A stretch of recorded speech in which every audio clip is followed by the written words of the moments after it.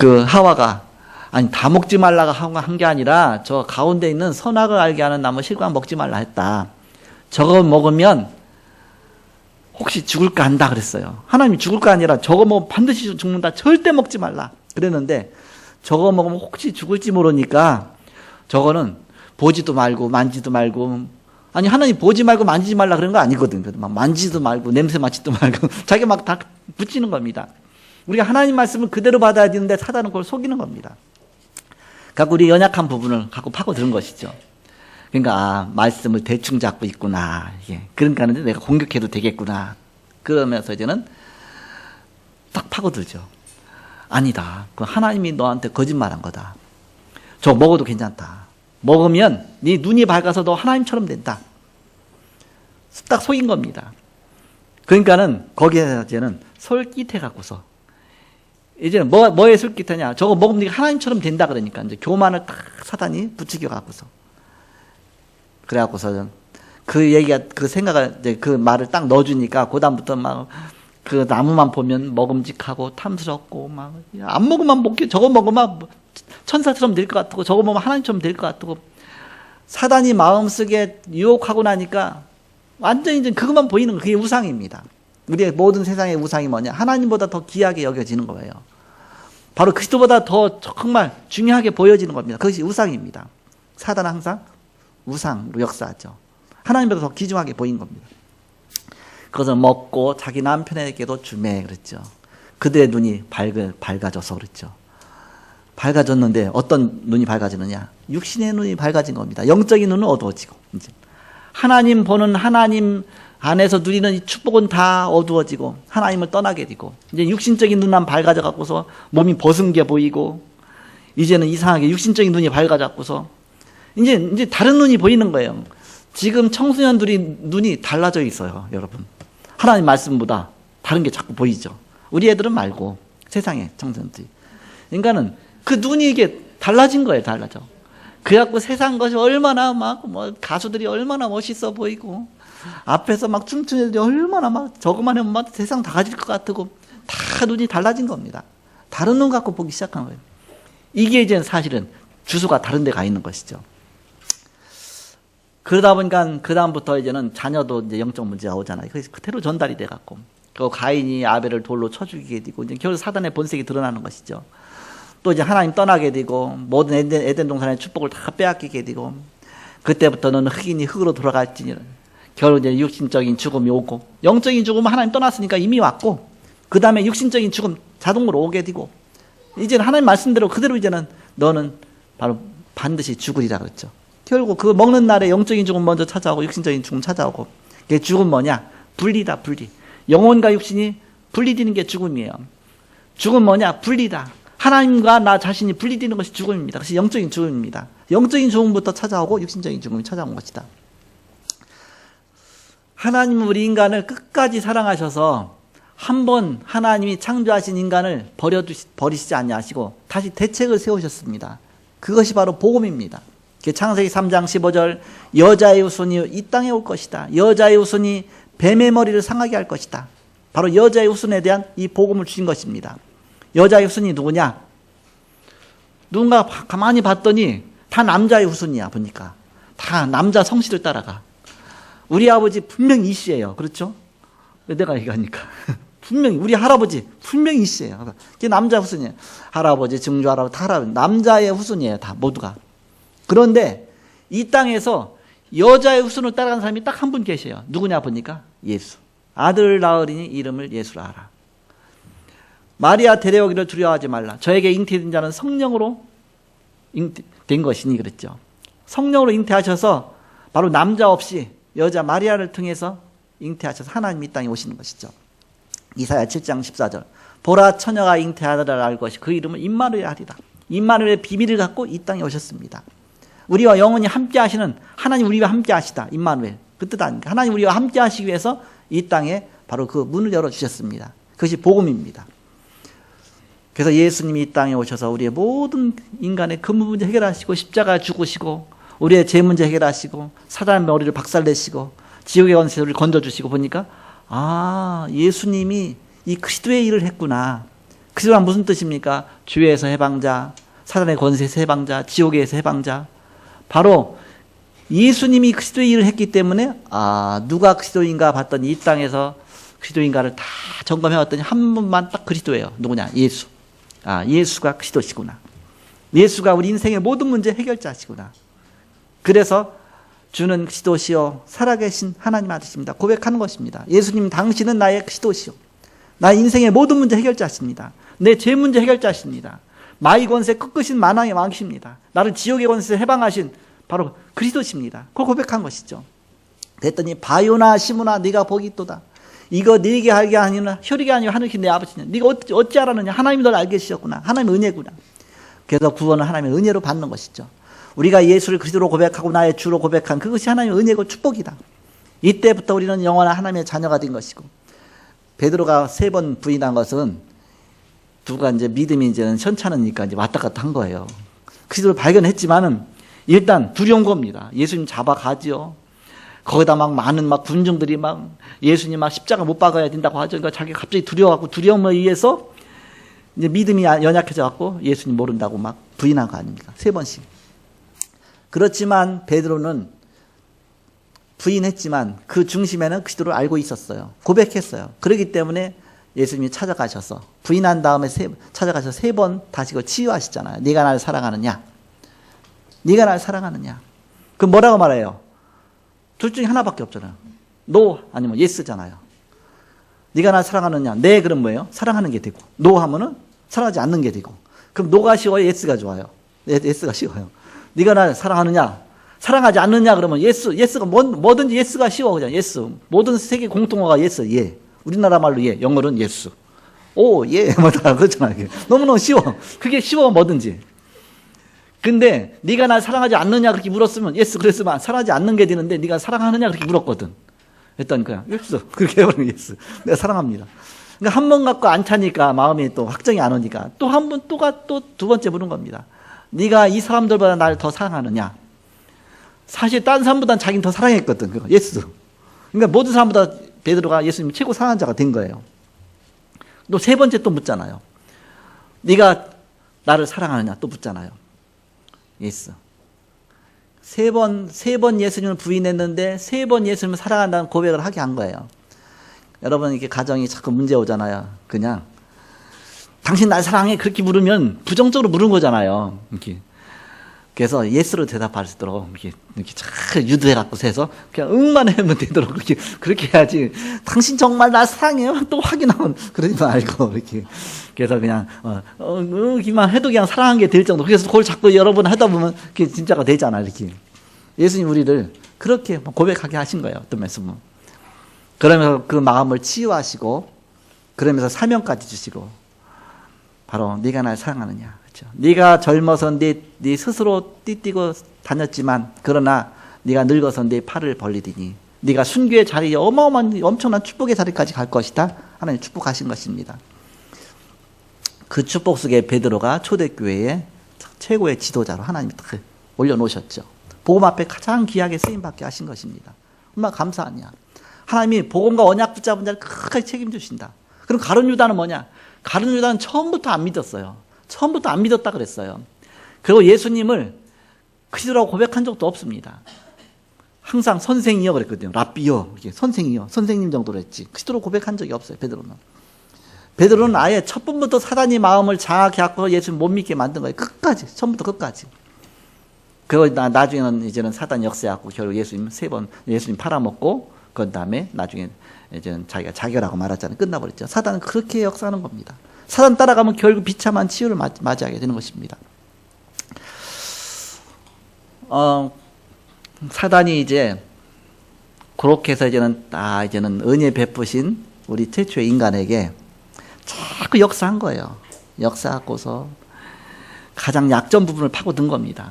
특히 남자 여자의 그 관계가 굉장히 약점 부분이잖아요. 사단이 공격할 수 있는 어마어마한 약점 부분이 많잖아요. 그것이 네피림 시대입니다. 하나님의 아들들이 사람의 딸들을 좋아하는 대로 막 취해서 결혼하고 쉽게 말하면 언약 가진 자가 언약 없는 가정을 자꾸 막 그렇게 하다 보니까 이제는 막 사단이 막 흑암이 점점 막 장악해 갖고 세상이 완전히 재앙 받을 수밖에 없는 그게 완전히 타락한 시대가 된 겁니다. 네피림 시대. 가정이 무너지고 사회가 무너지고 모든 게 다 무너진 시대가 된 겁니다. 하나님이 이제는 고민이 되는 거예요. 아니 언약 붙잡은 자가 점점 많아져야 되는데 점점 하나님 배반하는 자가 너무 많아지니까 제가 늘 이렇게 말씀드리지만 무를 하나 사왔는데 무가 반 썩었어요. 그러면 그냥 놔두면 전체 다 썩잖아요. 고구마를 사왔는데 고구마가 한쪽에 썩었어. 그럼 놔두면 전체 다 썩거든요. 그럼 어떻게 해요? 썩지 않은 거라도 먹어야 하잖아요. 그러니까는 도려내야 하잖아요. 그래서 하나님께서 홍수 심판을 하신 것입니다. 그러니까 하나님이 홍수 심판 어느 날 갑자기 한 것이 아니라 다 예비하도록 말씀 주시고서 하신 것입니다. 내가 홍수 심판하겠다. 그러니까 지금부터 방주를 지어라. 방주 크기가 얼마나 크냐? 300규빗입니다. 300규빗이면 한 규빗이 45cm예요. 팔뚝길입니다. 그럼 300규빗이면 거의 150m, 140m 되는 길입니다. 여러분 140m 되는 길이의 뱀은 어떻겠어요? 그것도 3층으로 되어 있습니다. 상중하 3층. 그러니까 항공모함 크기로 이렇게 그런 그 방주를 그 당시에 그걸 만들었으니까 얼마나 힘들었겠어요. 진짜 평생 만들었겠죠. 그게 다 만들어진 때에 시간표에 맞춰서 홍수가 임한 겁니다. 그 방주에다가는 노아의 식구가 들어가고 거기에는 또 정결한 짐승, 부정한 짐승도 한 쌍씩 넣었어. 왜? 종자가 전달이 돼야 되니까. 부정한 짐승인데도 방주 안에 들어가면 다 살았어요. 또 정결한 짐승은 7쌍씩 넣었어. 왜냐? 하나님 예배해야 되는데 예배는 정결한 짐승 갖고 예배해야 되잖아요. 그러니까 잡아서 또 먹어야 되잖아. 음식도 먹어야 돼. 그 안에서. 그러니까는 7쌍씩. 또 종류가 얼마나 많습니까? 오늘은 양 잡아 먹을까? 오늘은 소 잡아 먹을까? 잡아먹어도 왜? 7쌍씩 넣었으니까. 그래서 1년 정도를 이렇게 배 안에서 지낸 겁니다. 하나님이 언약 가진 자를 살리시려고 끝까지. 그렇게 해서 노아의 식구 8명을 딱 살리신 겁니다. 그래서 그 언약 붙잡은 자 중심으로 이제는 그 시대가 다시 시작이 된 겁니다. 그렇게 시작했으면 이제는 언약가 있는 자니까 그 중심으로 낙원이 형성이 돼야 되는데 그게 사단이 거기 또 틈타는 겁니다. 그러니까 창세기 3장은 끊임없이 계속 반복돼서 이렇게 공격을 한다 그 얘기입니다. 나하고 우리 집사람이 예수 잘 믿어도 자녀 속에 또 틈타고 자녀 속에 또 이런 문제가 또 생긴다. 그래서 자녀를 믿음으로 잘 양육해놔서 또 어느새 또 그 중에서 또 사단이 틈타고 자녀 중에 한 명이 니체와 같은 사람이 생긴다. 니체도 그 아버지가 목사님이었지 않습니까? 저 김일성 같은 사람이 생기는 거죠. 김일성도 사실은 그 가문이 예수 잘 믿는 가정이었잖아요. 이렇게. 그러니까 사단은 잘 됐다 생각할 때 그때 공격하는 겁니다. 그래서 우리는 늘 깨어서 흔들리지 말고 늘 우리가 사단에 속지 말고 영적 싸움 싸우면서 언약 붙잡고 나가야 된다. 이 복음의 언약을 하나님은 계속 유지시키는 겁니다. 이 언약 붙잡으면. 그래서 이제는 끝까지. 그래갖고 다윗 같은 사람 세우고. 그래갖고 어떻게 됐습니까? 이제 다윗이 가장 내 마음 합한 자다. 정말 하나님 앞에 훌륭한 왕이었어요. 하나님을 잘 섬기고 성전도 짓고. 그런데 불구하고 그 후대 왕들 통해서 또 자꾸 사단이 틈타는 겁니다. 벌써 다윗의 아들 솔로몬에게 틈탄 거예요. 솔로몬이 우상숭배를 하잖아요. 이렇게. 또 자기 부인들을 막 한 1000명을 부인을 데려다가 그 1000명 각 이방 나라 사람들 왕비를 데려다가 이제 그들이 숭배하는 우상숭배 또 하도록 허용해 주잖아요. 그러니까는 예루살렘 전역에 자기 왕비가 1000명인데 부인이 1000명인데 1000명 있는 곳에서 다 그만 우상숭배 하니까 예루살렘에 우상숭배 가득 찬 겁니다. 그러니까 이대로 놔서 안 되겠다. 그래서 하나님이 나라를 둘러 딱 쪼갠 겁니다. 그래서 북쪽 이스라엘과 남쪽 유다로 쪼개진 겁니다. 북쪽은 이스라엘, 남쪽은 유다. 그렇게 나라가 된 겁니다. 북쪽은 11지파, 남쪽은 한 지파. 그 다윗 지파만 남쪽으로 해서 그 언약 가진 자 중심으로 이제 남쪽 유다 지파를 하나 형성해 난 거. 그때부터 이제는 솔로몬의 아들 르호보암이 왕이 되고 또 그 다음에 그 언약 가진 자를 중심으로 남쪽은 왕이 쭉 연결해서 한 족속을 통해서 다윗 지파를 통해서 왕이 쭉 연결돼 있죠. 그런데 북쪽 이스라엘은 계속 구테타가 일어나는 겁니다. 구테타가 일어나고 또 사람 죽이고 막 사단 역사니 그럴 수밖에 없죠. 그러니까 혈통이 유지가 안 되는 겁니다. 그런데 문제는 어떤 문제가 왔느냐? 북쪽 이스라엘이 우상숭배를 극심하게 하는 겁니다. 근데 그 우상숭배가 남쪽 유다에까지 자꾸 전달이 되니까 이게 그냥 놔두면 안 되거든요. 그러니까 하나님께서 야, 이래서 안 되겠다. 이 썩은 물을 도려내자. 그래서 BC 722년에 북쪽 이스라엘이 저 아수르에 의해서 다 흩어져 버린 거예요. 그래서 북쪽 이스라엘이 없어진 겁니다. BC 722년에.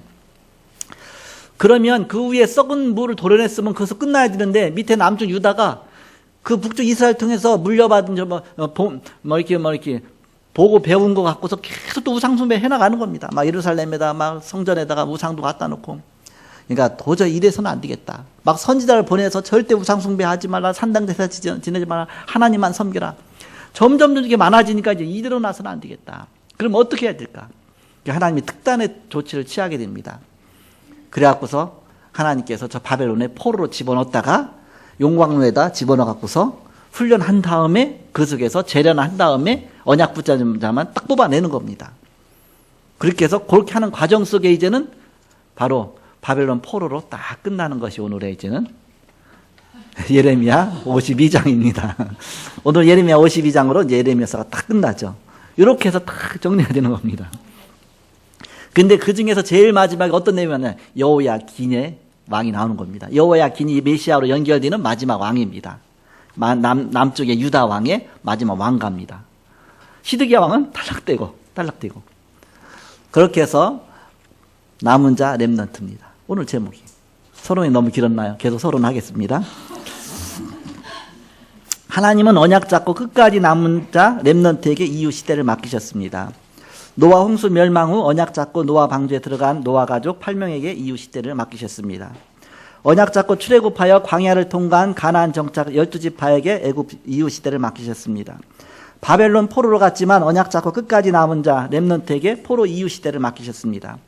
오늘 포로 가운데 남은 자 여호야긴 왕이 누구냐? 다른 이름으로는 여고냐라고도 하는데 마태복음 1장 다윗 왕과 메시아 계보의 마지막 왕입니다. 시드기야 왕은 메시아 계보가 아닙니다. 시드기야 왕은 여호야긴의 숙부였는데 느부갓네살 왕이 여호야긴 왕을 포로 잡아가면서 임의로 세운 왕입니다. 그가 예레미야 선지자 예언의 말씀을 끝까지 거부하고 항전하다가 바벨론과 항전하다가 예루살렘이 함락되면서 예언대로 그가 보는 앞에서 자녀가 죽고 두 눈이 뽑히고 바벨론 포로로 가서 비참한 최후를 맞이하게 됩니다. 그러나 본문의 여호야긴은 포로로 갔지만 하나님의 은혜를 입게 되죠. 하나님 끝까지 남은 자 렘넌트로 혈통으로 그 자녀에게서 그 후손을 통해서 그리스도가 이 땅에 오십니다. 우리가 언약만 잘 잡으면 되는데 자꾸 언약을 놓치기 때문에 문제다. 사단이 늘 공격하니까 언약 자꾸 놓치게 되는 것이죠. 그래서 우리는 붙잡은 언약만 끝까지 잘 잡고 나가면 어마어마한 축복이 계속 후대까지 전달되는 것이죠. 우리는 집에서는 잘 안 돼요. 그래서 하나님이 교회라는 것을 주셨습니다. 교회는 성령에 감동된 모임입니다. 여기서 변화가 많이 일어나는 것입니다. 부모들이 자녀 공부에 대한 기대는 많이 하는데 이것을 발견하기 쉽지 않아요. 언약 이 부분. 그래서 우리가 평생 응답받아야 될 62가지가 자녀에게서 이게 나와야 됩니다. 그래야 하나님이 원하시는 내가 나오는 겁니다. 도대체 내가 누구냐? 먼저 각인인 것이 무엇이냐? 그것이 생을 좌우하게 됩니다. 배경을 보면 아닌 것 같은 사람이 세계를 움직이는 사람이 있어요. 크루스비나 무디 같은 무식한 사람이 사실은요. 그런데 그들을 통해서 하나님은 시대를 움직이시죠. 그들은 사도행 1장 1절 그리스도 3절 하나님 나라 8절 성령 충만 이것이 먼저 각인된 것입니다. 정식 학교를 졸업 못해도 크게 쓰임받은 사람이 있습니다. 먼저 각인된 것에 의해서 21가지가 결정되기 때문입니다. 각인된 것을 바꾸는 것이 필요합니다. 그래서 제대로 쓰임받은 사람은 뭔가가 각인되어 있었던 것입니다. 그래서 우리는 배려를 가르쳐야 된다. 21가지로 각인되고 배려를 가르쳐야 된다. 성령님도 받는 9가지. 그리고 우리는 자녀가 언젠간 세상으로 가서 불신자와 경쟁해야 되죠. 그래서 영적 서밋으로 가는 이런 중요한 5가지의 비밀, 성령 충만의 비밀, 진짜 행복한 삶 5가지를 가르쳐야 된다. 그 참 능력이 무엇인가? 하나님 예비하시고 준비하신 것, 하나님 만드신 나를 찾는 것, 하나님 주신 나의 것을 찾는 것, 하나님 주신 나의 현장, 여기서 진정한 달란트 7가지가 나오죠.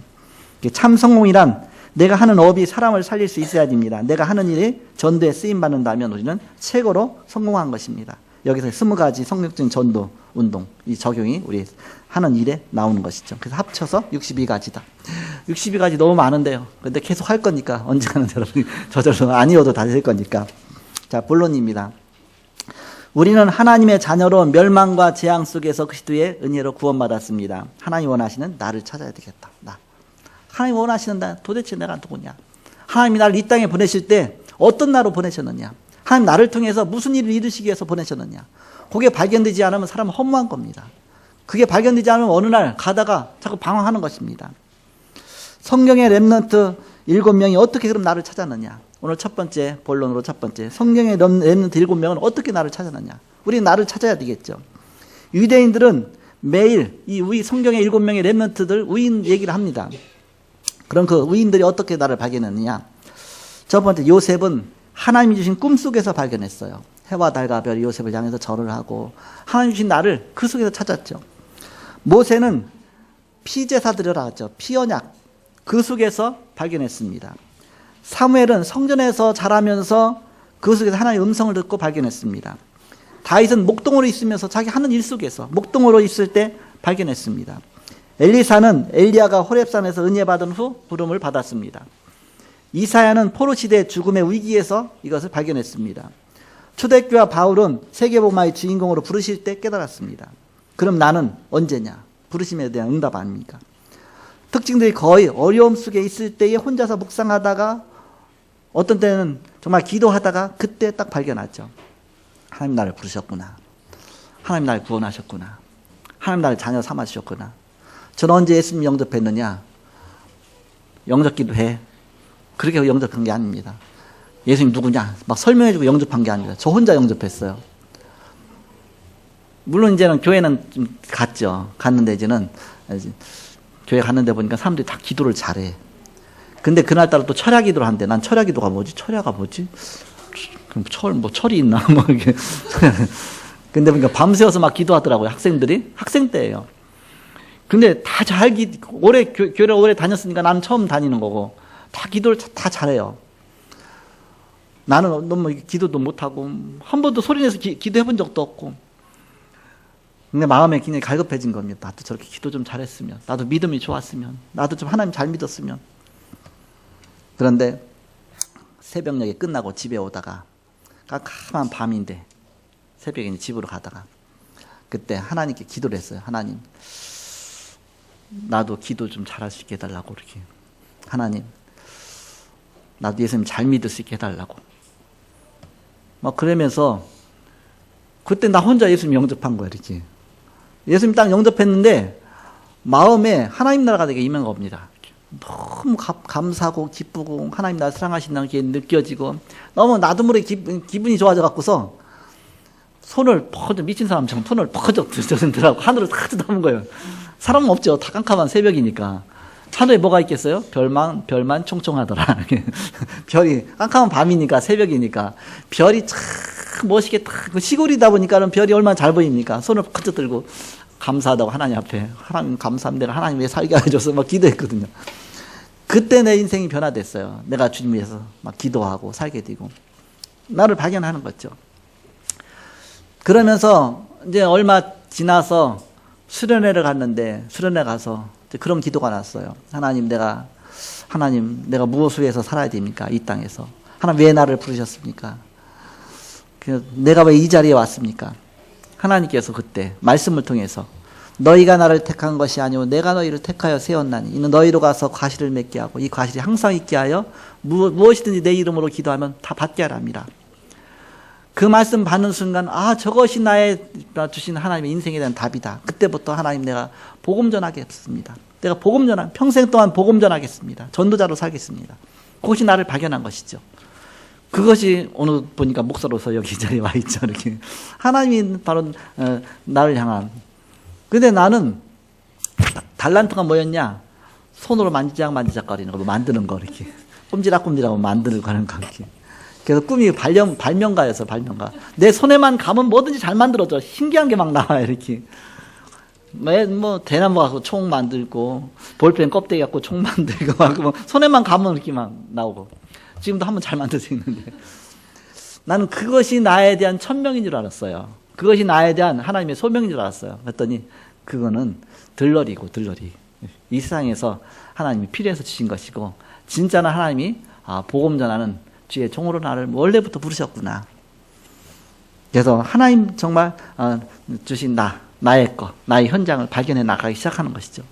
어느 날 그러다가 이제는 내가 12년 5개월 동안 직장 생활하다 공직 생활했다 사표 내고 신학하게 되고 목사가 돼서 목회하는데 너무 어렵고 힘든 거예요. 뭐 될 것 같은데 안 되는 거예요.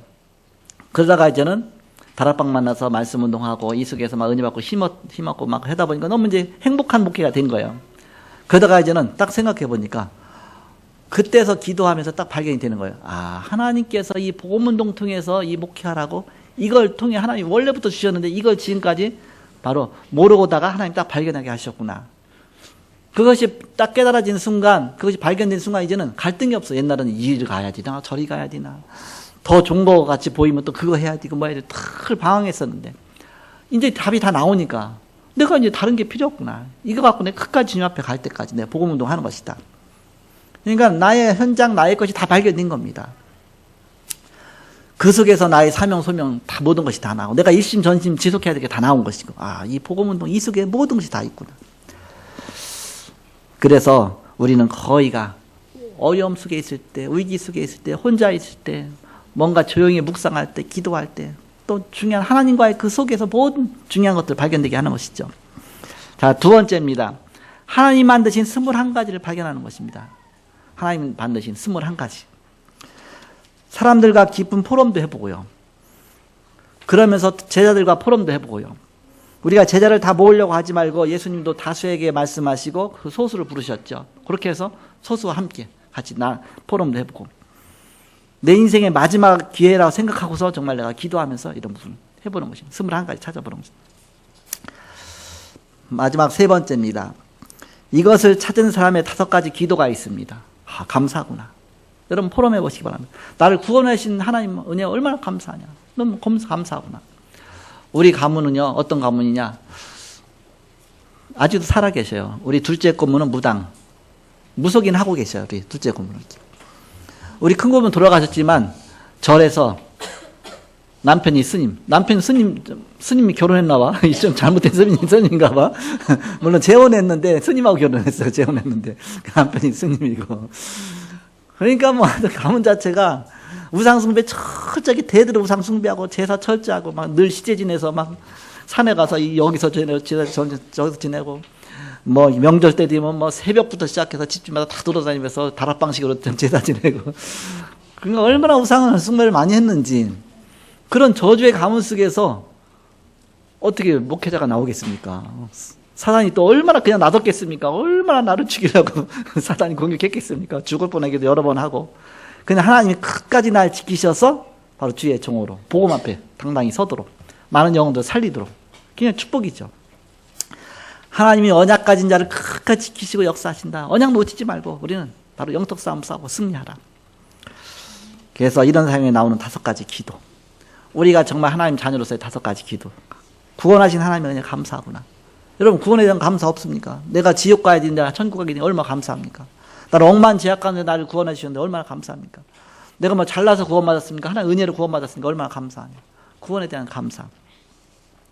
늘 강단 메시지 붙잡고 묵상하고 기도하고 그 속에서 정말 하나님의 은혜를 더 깨달아가고 그래서 언약 잡고 집중하는 시간 속으로 자꾸 기도하고 그러다 보면 자꾸 영적 서밋으로 가게 되는 것입니다. 그러다 보면 나의 잘못된 부분, 연약한 부분에 하나씩 하나님 다 치유해 나가시는 것이죠.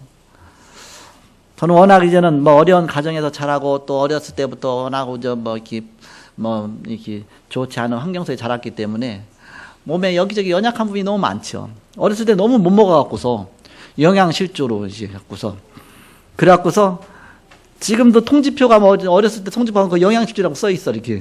내가 그때 가서 찾아봤더니 통지표에 초등학교 1학년 영양실조인 것 같음. 너무 말랐으니까. 초등학교 2학년 때 갔는데 담임선생님이 확신했나 봐. 영양실조. 그 초등학교 2학년 때부터 시작해서 계속 졸업할 때까지 영양실조 계속. 중학교 때 가도 그렇고 그렇게. 근데 온순하고 착실하고 뭐 내 왜 온순했냐 했더니 너무 눌려갖고 영적 눌려갖고 길을 못 펴갖고 온순한 게 나타난 거야. 사실 나 온순하지 않은데 영적 문제 걸린 거죠 이렇게. 그런 속에서 이제는 초등학교를 지내고 중학교를 지낸 거야 이렇게. 얼마나 자존심이 강하냐. 아니 싸우면 내 저 그러면 끝날 텐데 끝까지 이긴다 갖고 뭐 코피 터져가면서 싸우는 거예요. 그게 무슨 온순합니까 이렇게. 그러는데 바로 하나님이 중학교 때 가서 이제 복음받게 하신 거예요. 그러니까 중학교 때 이제 좀 달라졌어, 이렇게.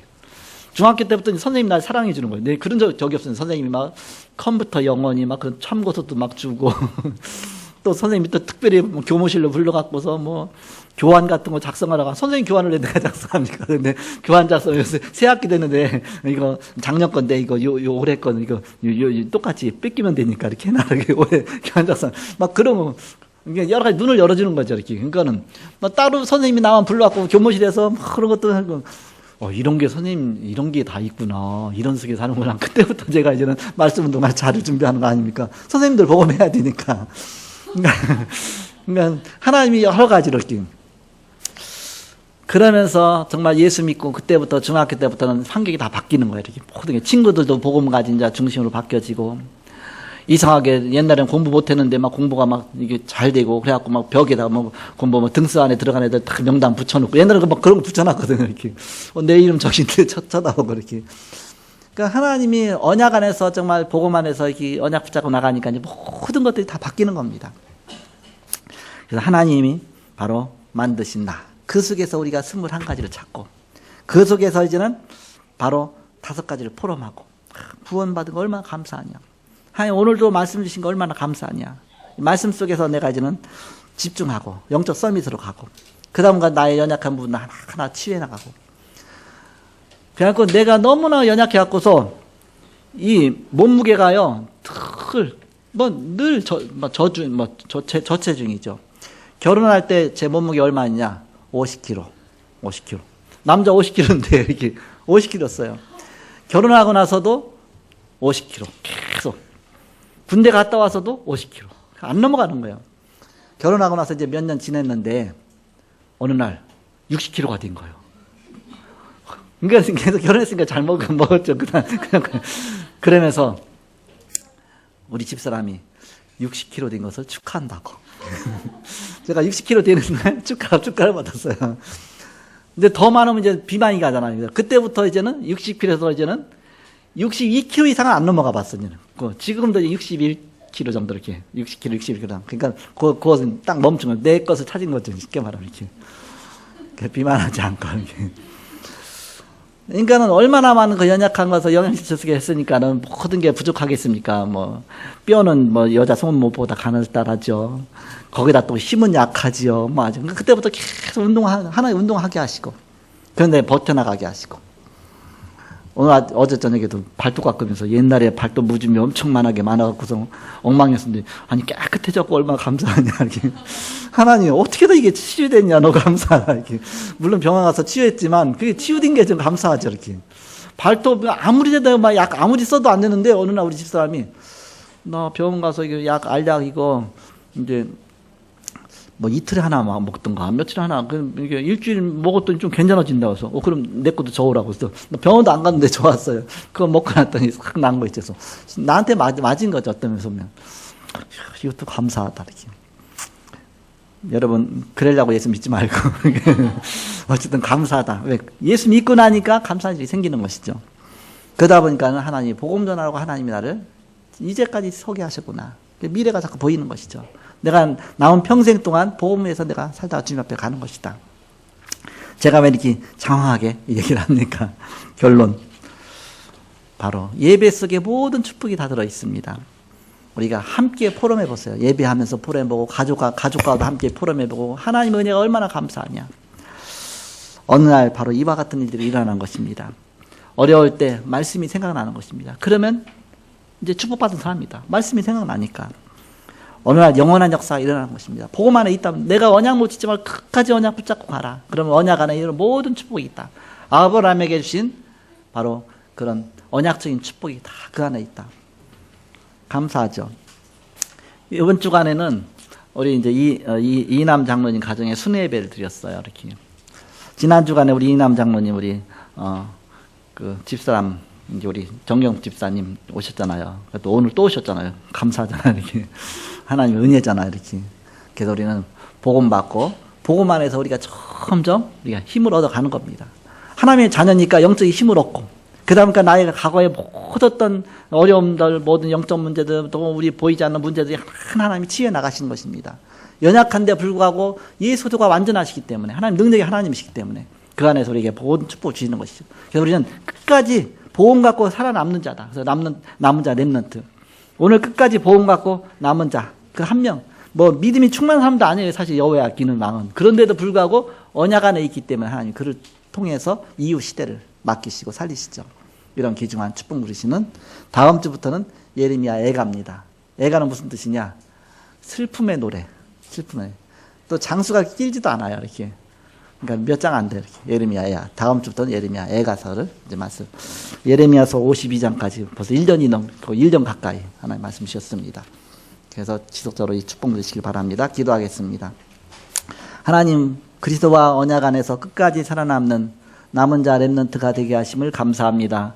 보험 갖고 살아남게 하시고 보험 갖고 있는 현장에서 승리하는 온 성도가 다 되게 하여 주옵소서. 감사하며 예수님의 이름으로 기도하옵나이다. 아멘.